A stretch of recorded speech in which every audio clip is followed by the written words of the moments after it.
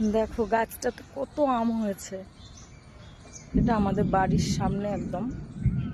বাড়িটাতে কেউ থাকে না, পুরো জঙ্গল হয়ে রয়েছে, আমে ভর্তি হয়ে গেছে।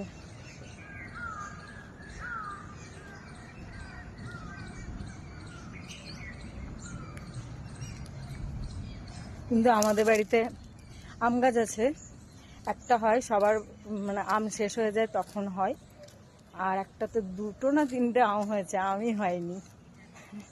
ওই জন্য ওই আম গাছের আমগুলো দেখালাম।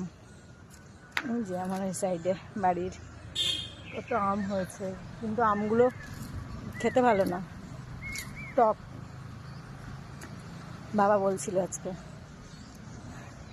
দেখে দেখে খুশি হচ্ছি, এত আম হয়েছে, আমটা দেখেও ভালো লাগে। কিন্তু আমাদের বাড়িতে হয়নি, আমাদের বাড়িতে আবার ইঁচড় হয়েছে, আম না।